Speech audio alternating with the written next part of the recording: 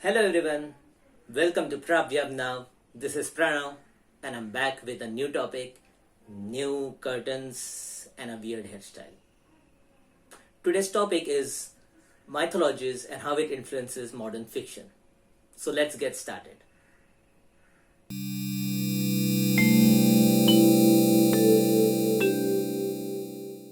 In popular fiction, I'm only going to talk about movies as they are the most relatable content we know of. Mythologies are those stories which has a greater amount of influence on our culture's psyche, and therefore we see more elements from mythology that influences television, series, movies, and other popular fiction. Most of the writers follow Campbell's hero's journey as it's a kind of a prototype created by compiling all the mythologies of the world. Let us talk about movies which has a direct influence or adaptations from mythological stories. Matrix is a film which has a lot of direct references from religion and mythologies. Neo is the one, symbolizing Jesus Christ. Trinity, her name itself means the God, the Son, and the Holy Spirit. Morpheus is named after the Greek god of sleep, which is an allegory of the universe they live in. But in this case, Morpheus wakes up Neo from his sleep and make him understand that this world he is living in is a simulation. The concept of simulation is taken from the Upanishad and Vedantic thought. This reference is so direct that in the last part of the movie we can even listen to hymns from the Upanishads. Next is Baahubali.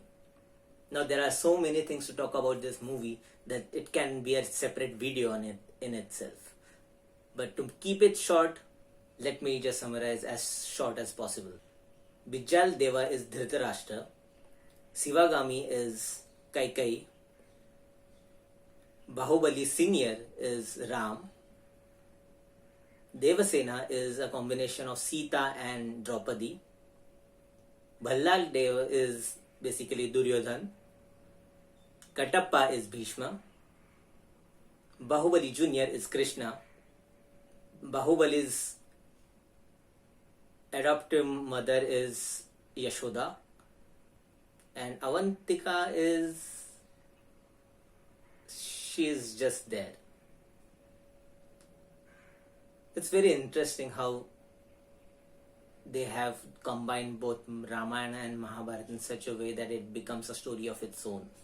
But still you find elements of all these mythological characters which make the story more relatable, isn't it? Now that we have talked about direct adaptation, let's come to indirect influences on movies. Our first movie is Batman vs Superman. Superman is referred as a god in the film throughout. Whether false god or true god, that's a different story. So Superman is like a god who dies for the people and soon gets resurrected again. Doesn't it sound like Jesus Christ? This trope is found not only in the film Batman vs Superman followed by Justice League, but you can see that in animated series, comics, and other adaptation of the character. Also, Superman's real name is Kal-El, and the El thing in Phoenician Canaanite religion, El means God. So there is a direct mythological reference. Now let's come to India and let's play a game. You have to guess which movie I'm talking about. In this story, our hero is a good man who gets exiled for a few years. His love interest gets kidnapped, and a gang of good guys headed by his good friend goes to the villain's location in order to rescue this girl, and in process they burn the place down. Now you must be thinking, this story sounds like Ramayana. But I'm talking about the 1988 Bollywood movie Tezab. If you haven't seen that movie, go and check out and see if you can find some more mythological reference from that movie.